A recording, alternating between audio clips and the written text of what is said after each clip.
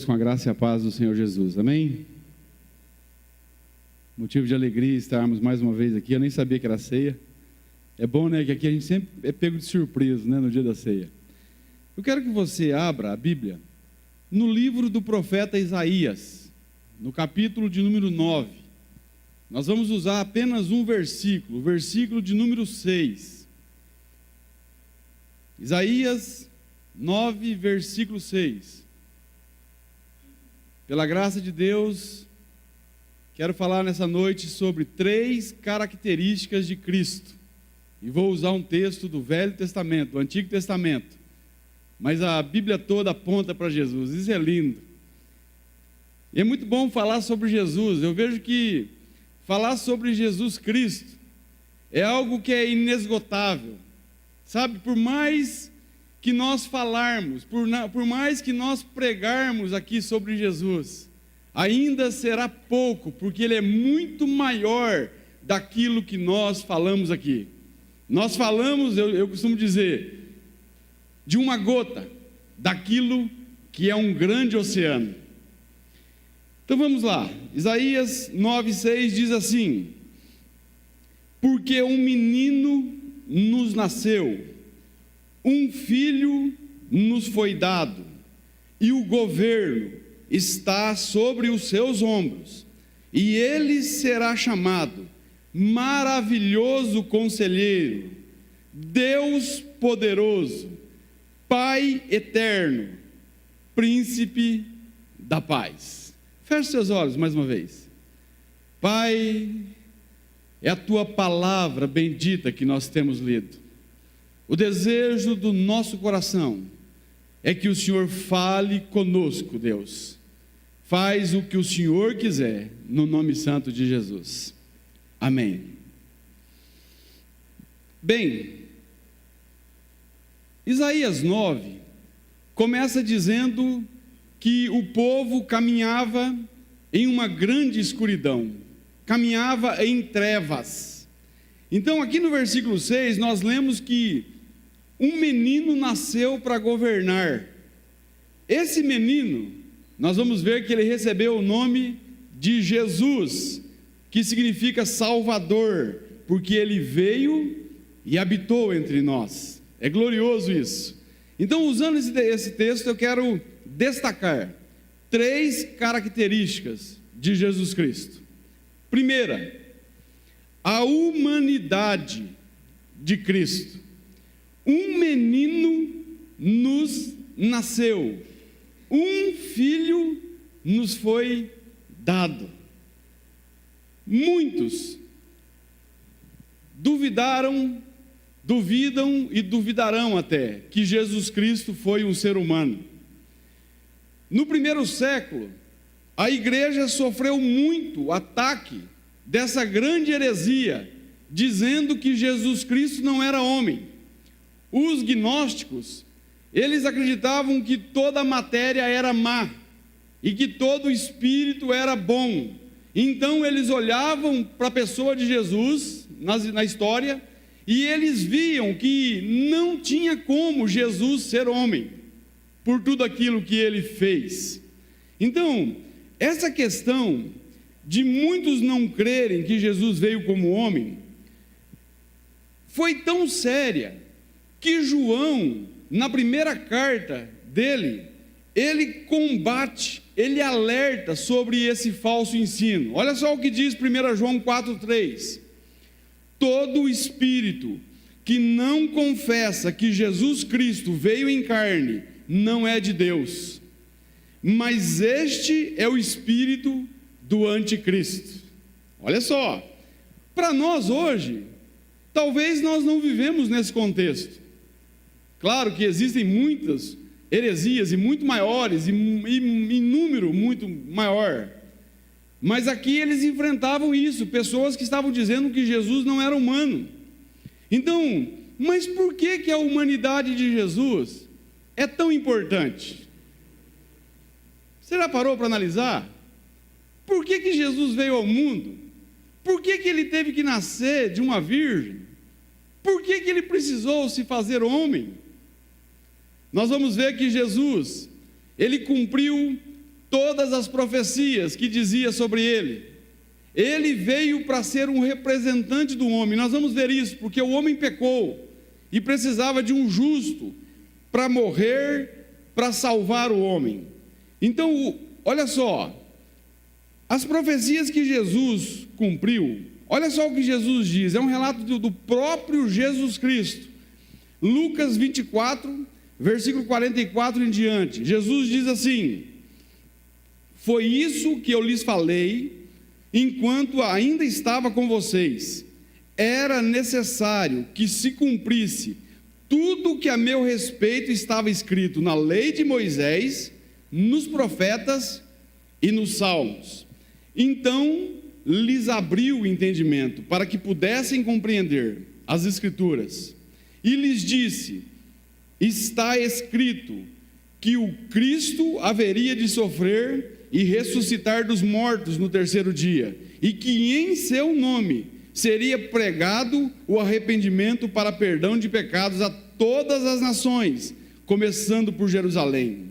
Vocês são testemunhas destas coisas. Jesus disse isso para os seus discípulos. Em Jesus foram cumpridas mais de 300 profecias do Antigo Testamento. Isso aqui é um tema que, se fosse fazer igual o Itamar está fazendo com a carta aos Efésios, nós íamos ficar muitos anos falando sobre isso aqui. Entendeu? Porque é algo profundo, a gente não para analisar essa questão. Então isso mostra o controle de Deus. Isso mostra que nós servimos a um Deus soberano, a um Deus que nada pegou ele de surpresa, a um Deus que usou homens para que eles profetizassem aquilo que seria no futuro, e só Deus pode fazer isso. Como que alguém vai falar no passado aquilo que seria feito no futuro? Só Deus. Não vou pegar as 300 profecias, mas eu quero falar de algumas. Vejamos o cumprimento de algumas dessas profecias. Em primeiro lugar, Jesus cumpriu as profecias acerca do seu nascimento. É a primeira coisa. A primeira profecia sobre Jesus está em Gênesis 3,15, que diz assim: porém inimizade entre você e a mulher, Deus dizendo para Satanás, para a serpente, entre a sua descendência e o descendente dela, este lhe ferirá a cabeça, e você lhe ferirá o calcanhar. Então, Deus prometeu que o descendente da mulher esmagaria a serpente, Satanás, com a força do pé dele. Olha só, os profetas do Antigo Testamento profetizaram sobre a vinda do Messias. Jeremias profetizou que Jesus, ele seria descendente da casa de Davi. É por isso que Jesus é chamado o leão da tribo de Davi, né? É chamado filho de Davi. A sua vinda, ela foi profetizada e esperada por muitos anos antes da vinda de Jesus. Isaías 7,14 diz que Jesus nasceria na cidade de Belém, olha só, e que seu nome seria Deus conosco, Emanuel. Miqueias 5,2 vai dizer que Jesus nasceria na cidade de Belém, da Judéia. Olha só as profecias. A encarnação do Filho de Deus foi um dos maiores milagres já existentes. A concepção de Jesus contraria as leis da biologia, porque Jesus, ele não foi fecundado num óvulo por um espermatozoide. Jesus foi gerado no ventre de Maria pelo Espírito de Deus. Jesus teve mãe humana, mas não teve pai humano. O seu pai é celestial. Olha só, o Max Lucado, ele escreveu algo bacana. Eu gosto muito do Max Lucado. Muitos teólogos falam mal dele, vamos dizer assim, porque ele não é profundo, talvez nas suas colocações teológicas. Mas se tem um camarada que sabe pegar coisas do cotidiano e engrandecer Deus por meio disso, esse cara aqui é o cara. Marcos Lucado diz assim, ele escreveu: Jesus, ele consegue segurar o universo com a palma de suas mãos, mas largou tudo para pairar no ventre de uma virgem. Junte-se a mim, diz Marcos Lucado, em busca pelo Deus homem. Você pode se surpreender, mas muito mais importante, você pode ser transformado.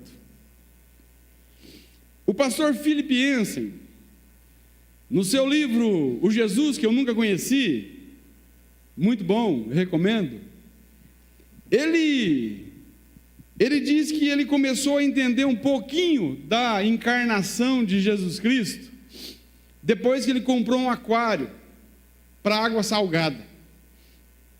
Por quê? Ele disse assim, que dá um trabalho que, se ele soubesse, jamais teriam comprado um aquário de água salgada. Ele diz que tem que bombear a água, tem que tratar a água, tem que medir um monte de pH, muitas vezes durante a semana. Ele colocou os peixinhos e ele vinha com todo cuidado e colocava comida para os peixinhos.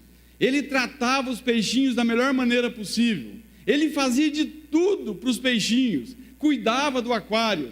E uma coisa que ele notava é que quando ele se aproximava do aquário para pôr comida para os peixes, a sombra dele refletia no aquário e os peixes sumiam de medo da sombra dele. Aí ele diz assim: mas será que eles não veem que eu estou fazendo bem para eles? Será que eles não veem que eu estou tratando bem deles, que eu estou dando comida para eles, que eu faço de tudo, que eu estou agindo com misericórdia, com graça com esses peixes? E eles somem da minha presença? Filipenses disse: como eu queria me tornar um peixe e entrar nesse aquário para dizer o tanto que eu amo esses peixes, o tanto que eu cuido deles, que eu não sou essa divindade que assombra. Olha só a cabeça do Filipenses, onde foi, cara? E ele diz assim: foi isso que Deus fez com a humanidade que Ele criou. Ele se fez um de nós. Ele se tornou homem. Ele compreende o que nós sentimos. Então, o Filipenses, ele diz assim: imagina um pintor que se torna uma mancha da tinta para se jogar na tela que ele pintou. Filipenses disse isso também. Então, Jesus, Ele é o Deus esvaziado. Jesus ter vindo a esse mundo, às vezes é muito para a nossa cabeça. Se tem uma coisa que é complicada, é entender a questão da humanidade de Jesus. Porque Jesus foi 100% homem, sendo 100% Deus. Mas uma coisa que me admira é que Jesus, Ele deixou a sua glória, e Ele não veio a esse mundo para ser bem tratado. Ele veio a esse mundo para ser maltratado. No começo já do seu nascimento, Ele nasce em um estábulo, perto de animais. Jesus, Ele se humilha para entrar no templo.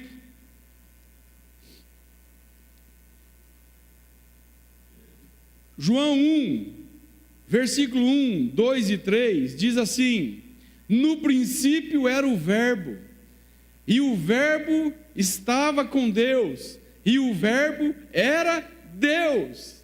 No princípio Ele estava com Deus. Todas as coisas foram feitas por Ele, e sem Ele nada do que foi feito se fez.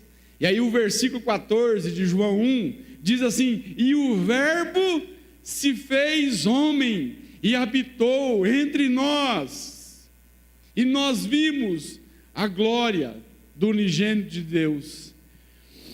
Em primeiro lugar, a humanidade de Jesus. Segundo, Jesus cumpriu as profecias sobre o seu ministério.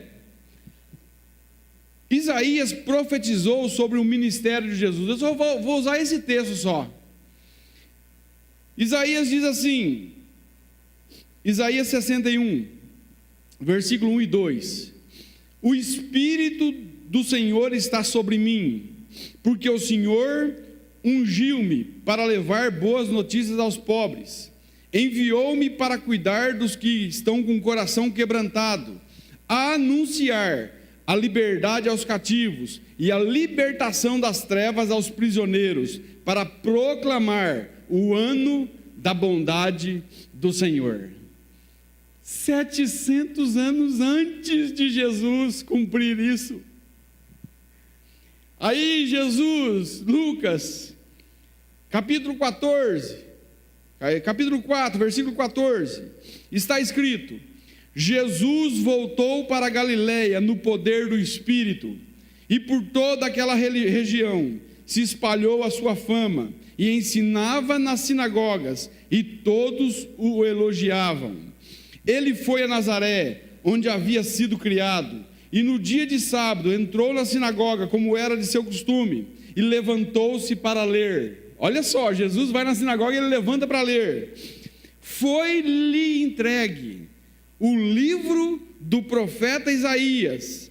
Jesus abriu-o e encontrou o lugar onde estava escrito: o Espírito do Senhor está sobre mim, porque Ele me ungiu para pregar as boas novas aos pobres, Ele me enviou para proclamar liberdade aos presos e recuperação de vista aos cegos, para libertar os oprimidos e proclamar o ano da graça do Senhor.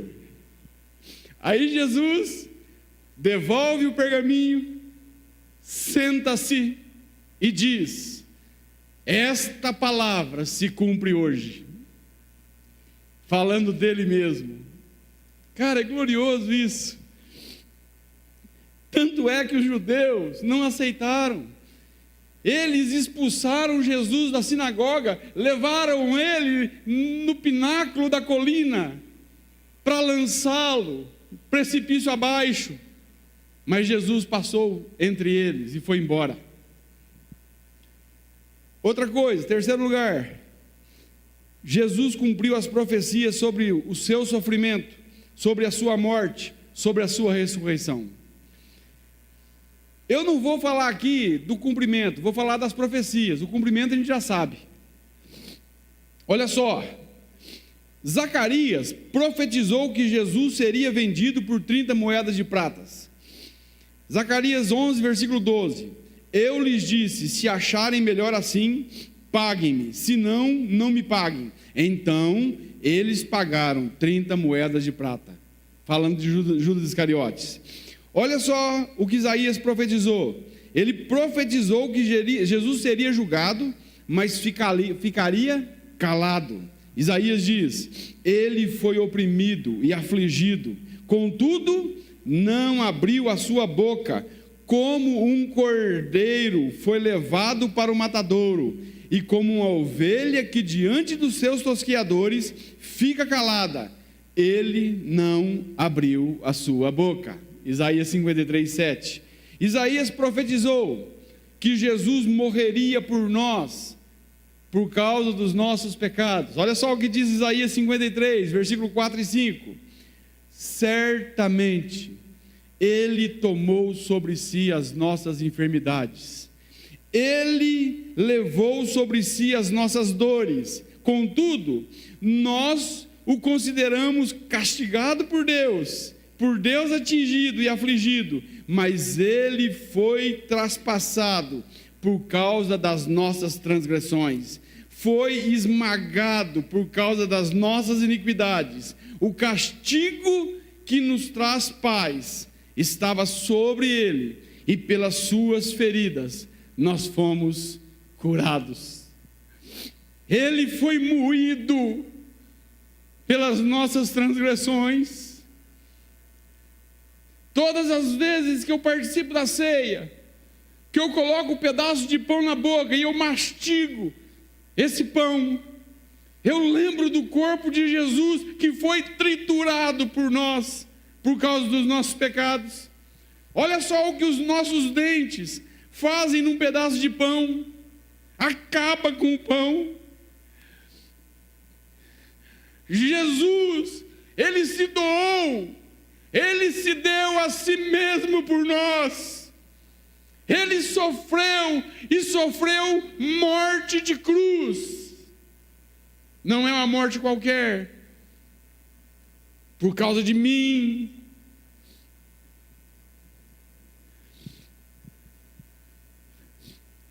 Entenda uma coisa, somente um ser humano poderia representar a humanidade.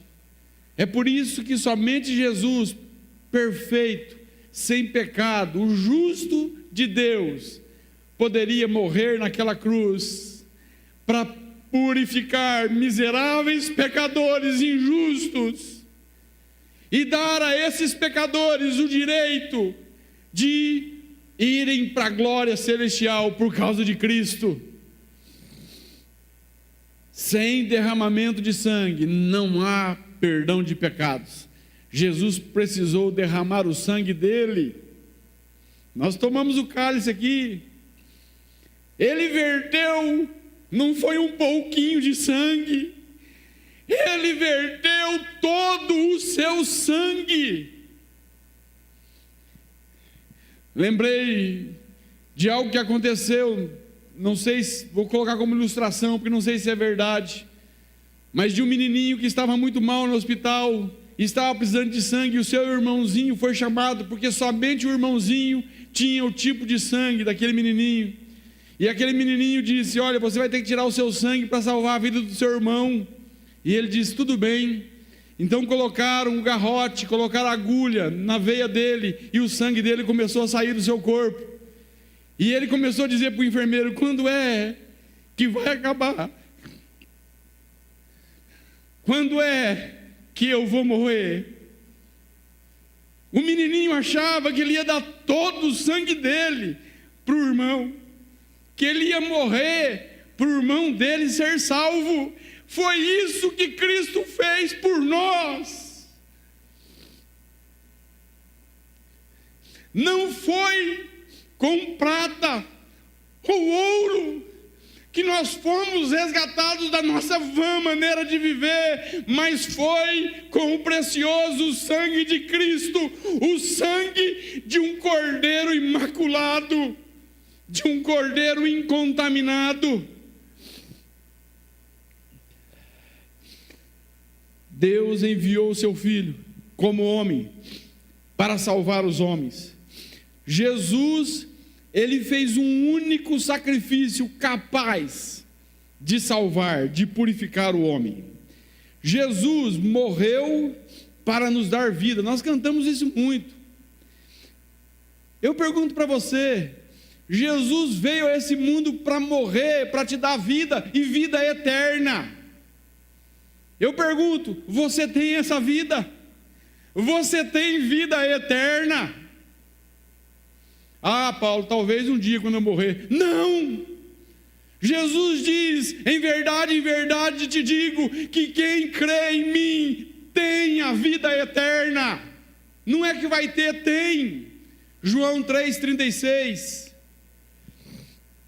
No livro dos Salmos, foi profetizado que Jesus ressuscitaria. Olha só: porque tu não me abandonarás no sepulcro, nem permitirás que o teu santo sofra decomposição. Isso é glorioso. Salmo 16, versículo 10.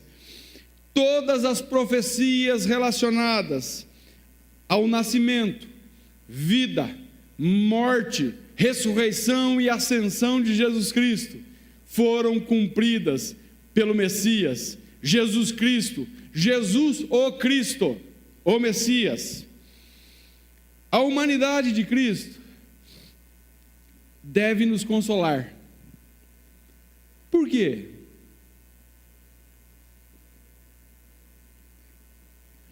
Por qual razão? a humanidade dele deve nos consolar? O autor aos Hebreus responde. Olha só o que o autor aos Hebreus diz. Hebreus 4,14. Porque temos um grande sumo sacerdote que adentrou os céus, Jesus, o Filho de Deus. Apeguemo-nos com toda a firmeza a Ele, a essa fé que professamos, pois não temos um sumo sacerdote que não possa compadecer-se das nossas fraquezas, mas sim alguém que, como nós, passou por todo tipo de tentação, porém sem pecado. Jesus, Ele se compadece de nós. Ele sentiu o que nós sentimos. Ele foi um de nós. Talvez você diga assim: ninguém entende a minha dor. Ele entende. Ah, ninguém entende o meu sofrimento. Ele entende. Ele sofreu. E eu digo uma coisa: muito mais do que você, muito mais do que eu. Ele sabe o que nós sentimos.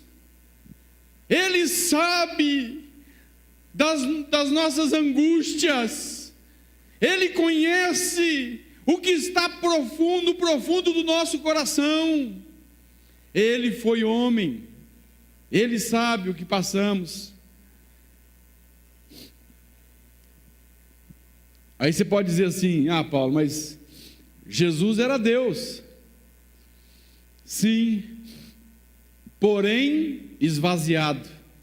Ele se esvaziou.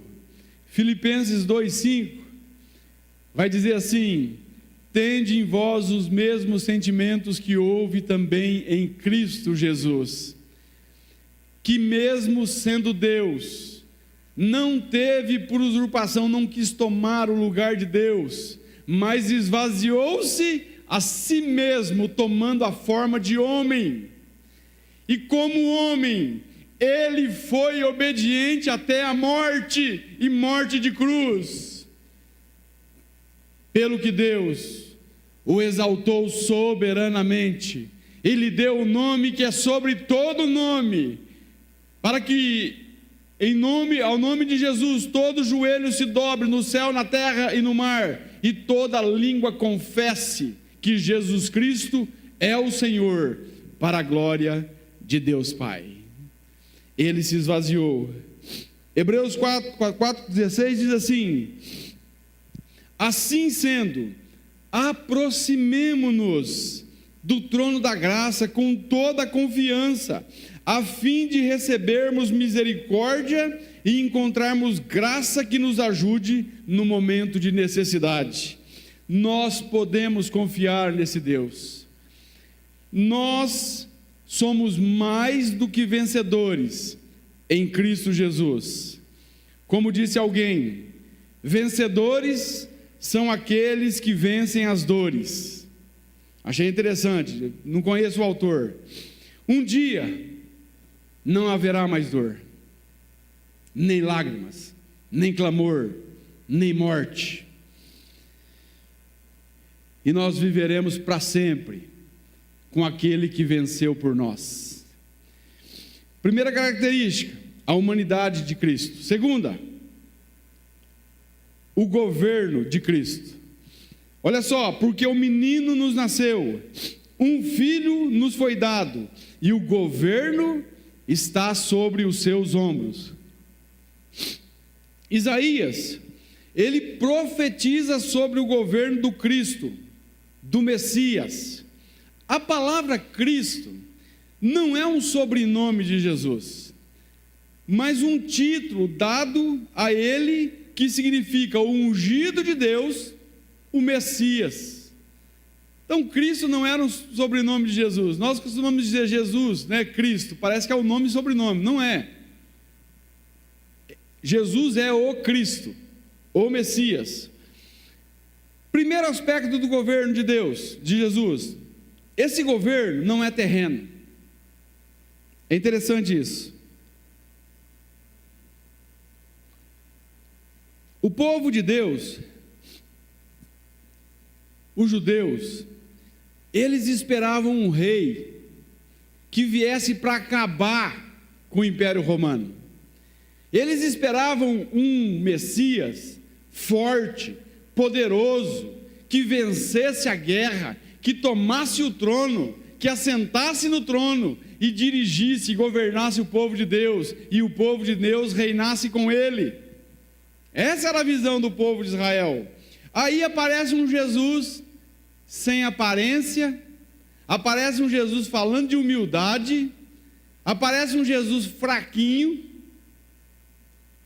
à primeira vista, e muitos judeus não viram Jesus como Messias.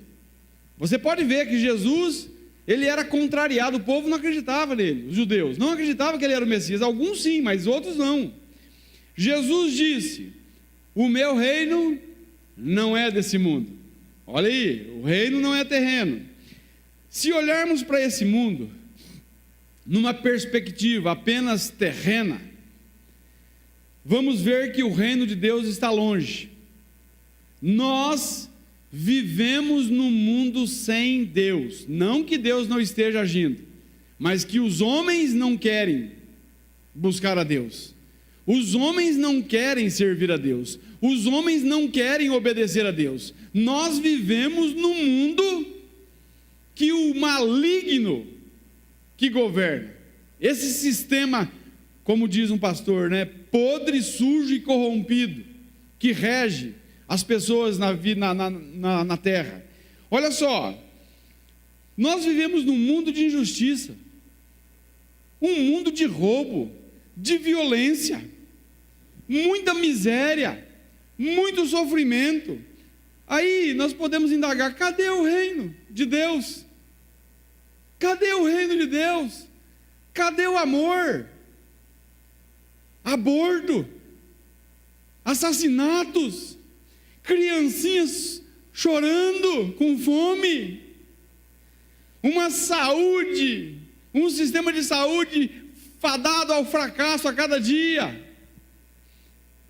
Agora, olha só, porém Jesus disse assim: o reino de Deus não vem com aparência exterior. Ele disse que o reino está entre nós, o reino é invisível, o governo é espiritual. Você tem que entender uma coisa, que mesmo que as pessoas não gostem, não queiram, Deus está fazendo a sua obra, Deus está alcançando corações, Deus está transformando vidas, e inserindo pessoas no seu reino, e fazendo com que o reino dele seja manifesto na vida das pessoas. Você pertence a esse reino espiritual. Jesus governa a sua vida. Você já nasceu de novo. Por que eu estou perguntando isso?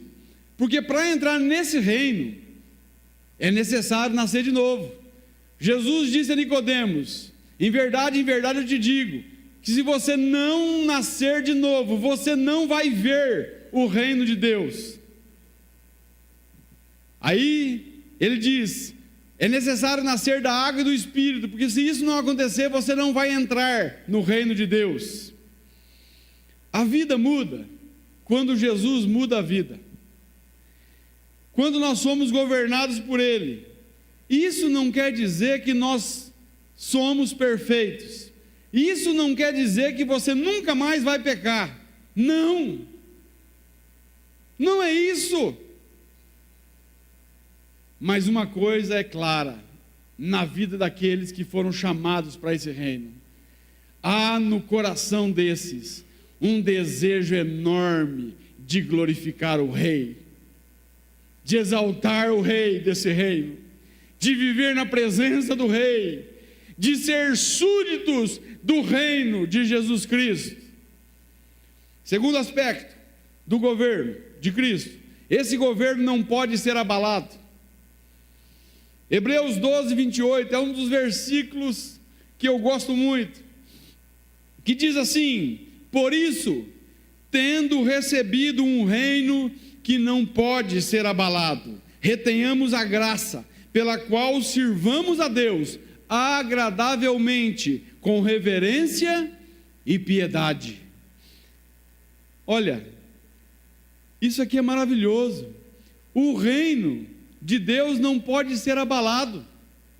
Deus não muda, Deus não dissimula, Deus não mente, Deus é fiel. Deus não é como políticos. Eu vou colocar a palavra alguns aqui para não generalizar.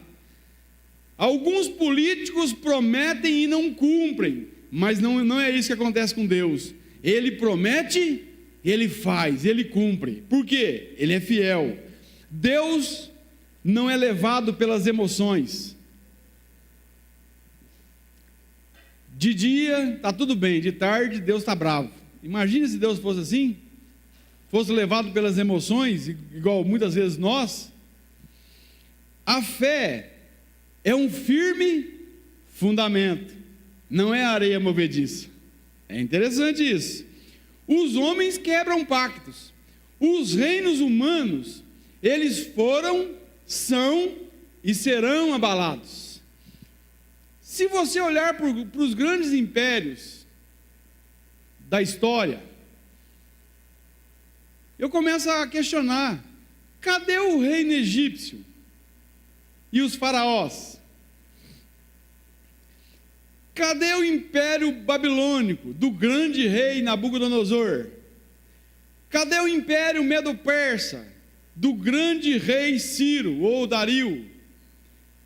Cadê o império grego de Alexandre o Grande? Cadê o império romano dos Césares? Júlio César, Nero, Calígula e tantos outros. Cadê? Onde estão Hitler, Mussolini, Stalin, Napoleão Bonaparte? Todos esses reinos foram abalados e não existem mais. Mas o reino de Deus a qual nós pertencemos, nada nem ninguém consegue abalar. Ele é firme, pode confiar.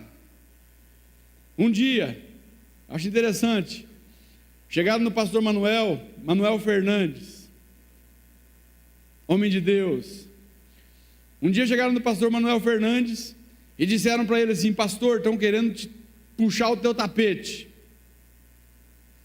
Aí ele disse assim: pena que eles se esquecem que eu não estou firmado em cima de um tapete, eu estou firmado em cima de uma rocha inabalável. Cara, é glorioso isso, cara.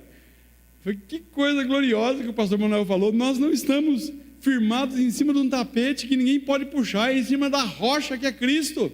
Quem consegue mover a rocha que é Cristo? O Salmo 125 diz assim, nós cantamos isso: os que confiam no Senhor são como montes de Sião, que não se abalam, mas permanecem para sempre. Jesus é outro texto que não conheço o autor.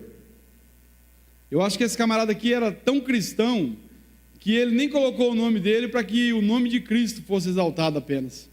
Sabia que eu penso assim? Olha esse texto. O cara escreveu assim: Jesus nunca comandou um exército, nunca convocou um soldado, nem disparou um fuzil, e no entanto, nenhum outro general contou com o maior número de voluntários que, sob as suas ordens, fizeram rebeldes baixarem suas armas e renderem-se a ele, sem dar um tiro. Continuando, o reino de Deus é inabalável. Terceiro ponto, terceiro aspecto do reino, do governo de Cristo: esse governo não terá fim. Isaías, o próximo versículo 7, diz assim: ele estenderá o seu domínio, e haverá paz sem fim sobre o trono de Davi, e sobre o seu reino, estabelecido e mantido com justiça e retidão, desde agora e para sempre. Olha só, Cristo, ele sustenta o seu governo. O seu governo permanece para sempre. O reino de Deus é um reino eterno. Começa aqui para nós na terra, mas não tem fim. E eu vou correr. Primeira característica, a humanidade de Jesus. Segundo, o governo de Cristo. Terceira e última, a divindade de Cristo. O texto de Isaías 9, versículo 6 diz assim, ele termina falando e mostra algumas características e respondem quem Jesus é. Primeiro, Jesus é o maravilhoso conselheiro. Vejamos o que Cristo falou a seu respeito. Jesus disse assim: eu sou o pão da vida, quem crê em mim nunca terá fome. Jesus disse, João 8,12, eu sou a luz do mundo, quem me segue jamais andará em trevas, mas terá a luz da vida. Jesus disse, João 10,9, eu sou a porta, quem entrar por mim salvar-se-á, sairá e encontrará pastagens. Jesus disse, João 10,11, eu sou o bom pastor, e o bom pastor dá a vida pelas suas ovelhas.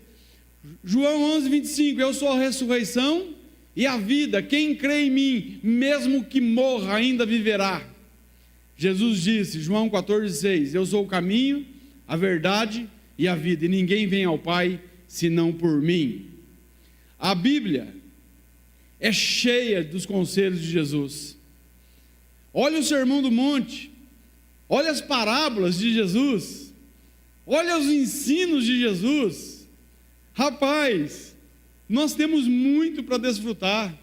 A Bíblia, ela é cheia da verdade de Deus, ela é cheia da verdade que liberta, que é Cristo, Jesus Cristo. Ele é a verdade que liberta o homem. Os conselhos de Jesus conseguem transformar vidas, transformar. Aí eu pergunto para você, em quem você tem buscado conselho? A quem você tem dito dos seus problemas?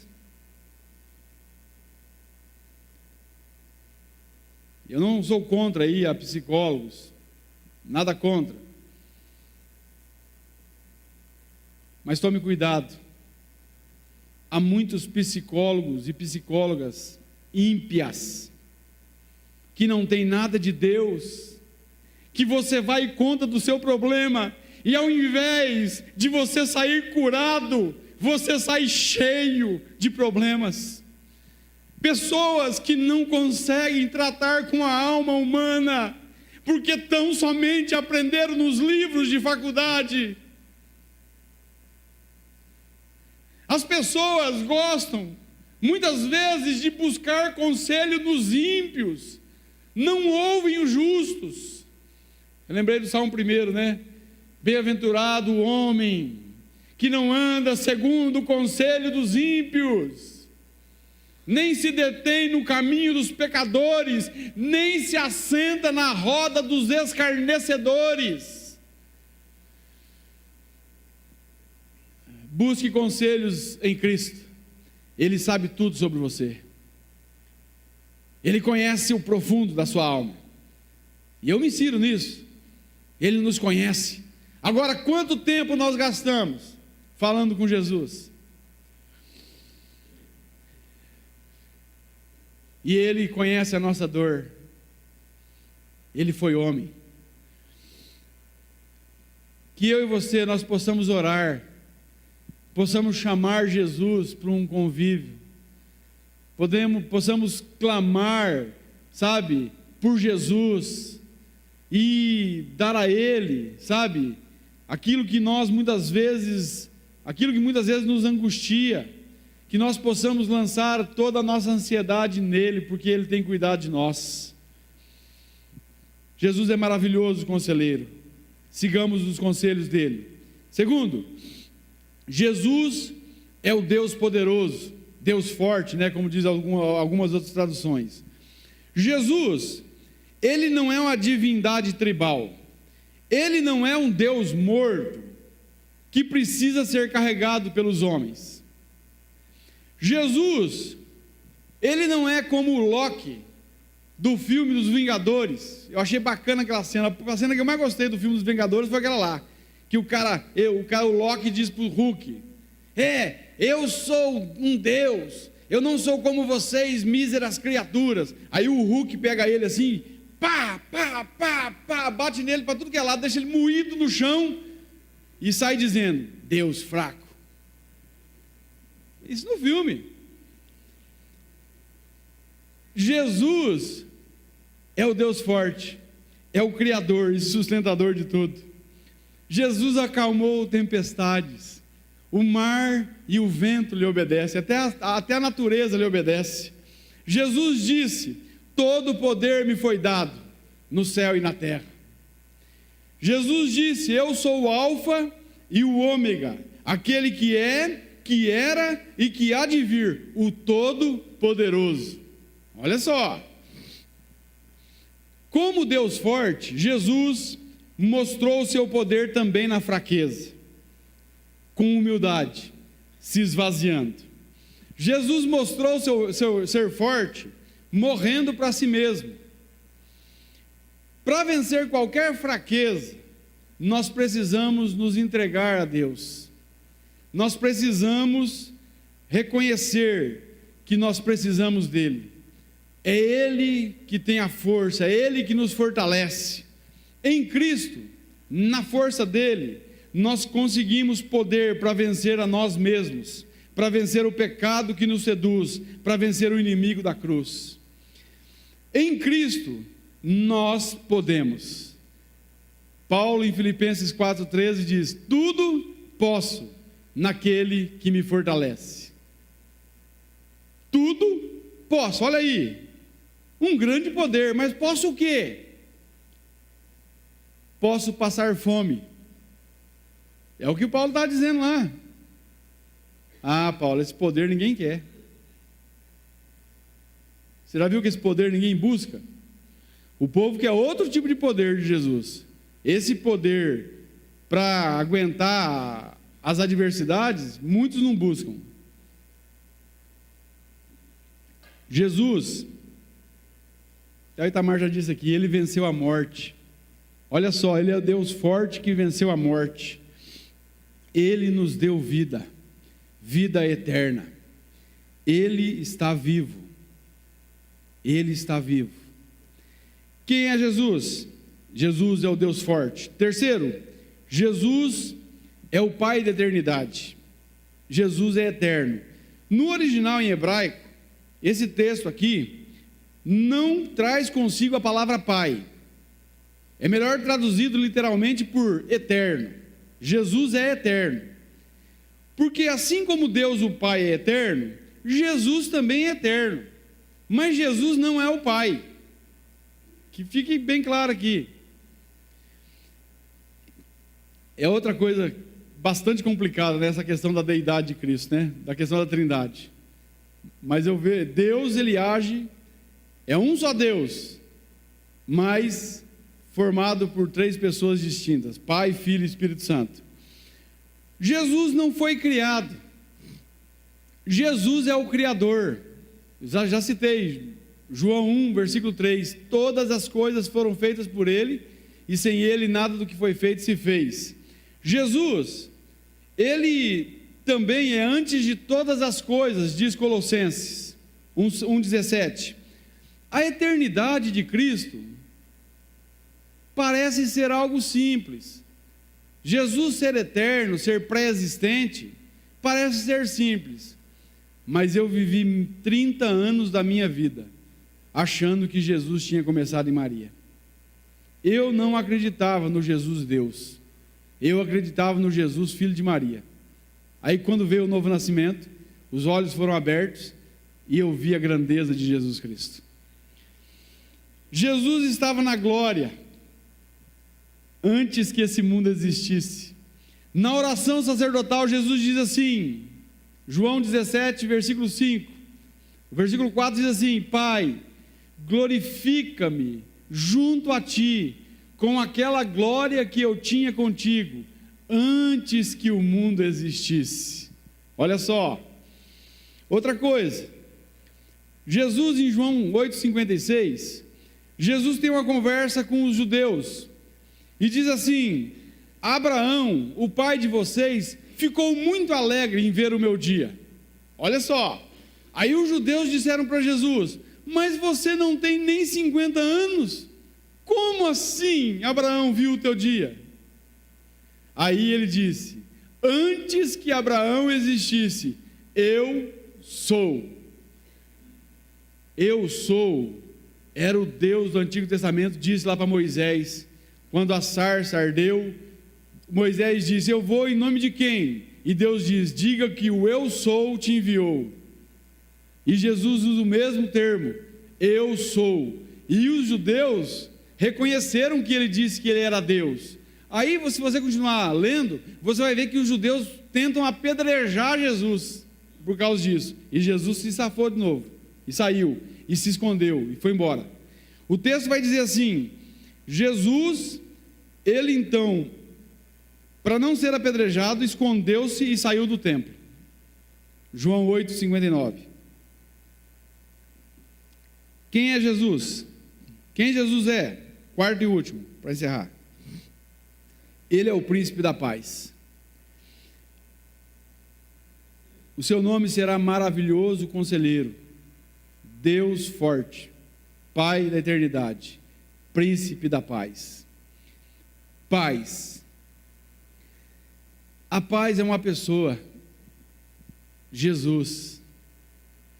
A nossa paz, ela é uma marca da justificação de Cristo em nós. Romanos 5,1 diz: tendo sido, pois, justificado pela fé, temos paz com Deus. Por causa de Jesus, o príncipe da paz, nós podemos ter paz com Deus. E ao encontrar paz com Deus, o homem encontra paz consigo mesmo. Jesus disse assim: deixo-vos a paz, a minha paz vos dou, não a dou como o mundo a dá. Por quê? O mundo fala de paz, mas a paz que o mundo fala é uma paz ilusória, é uma paz passageira, é uma paz que fala de ausência de conflitos, mas é uma grande mentira, porque eles falam de paz e gastam milhões com guerras. Falam de paz, mas vivem brigando. Que paz é essa? Agora, a paz que Cristo oferece, a paz verdadeira que vem de Jesus, não é ausência de conflitos, mas é presença dele na vida.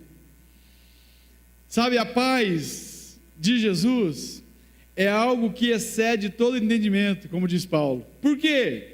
Às vezes o circo está pegando fogo e você está em paz. Sabe, não dá para entender. Não dá. Tem hora que, sabe, as coisas saem do controle, saem do eixo. Nós até tentamos ficar nervosos às vezes, mas aí vem o Espírito Santo e nos coloca, sabe, nos consola, nos dá paz. Que coisa gloriosa, uma palavrinha tão pequena, mas com tamanho significado. O mundo não tem paz. Paz é presença de Deus. A paz é interior, é fruto do Espírito, não tem como comprar, porque não está à venda, e o valor foi pago, é muito alto. Efésios 2,13 diz assim: mas agora, em Cristo Jesus, vós que antes estáveis longe, fostes aproximado pelo sangue de Cristo, porque Ele é a nossa paz. Só em Jesus nós conseguimos encontrar paz verdadeira. Eu costumo dizer que em Cristo, todo verdadeiro cristão, ele encontra 3 coisas gloriosas. Primeiro, verdadeiro amor. Segundo, verdadeira paz. Terceiro, vida eterna. Você tem essa paz? Você tem desfrutado de paz na sua vida? Eu quero chamar a Nayara, o grupo de louvor, nós vamos cantar um hino e depois eu quero estar orando.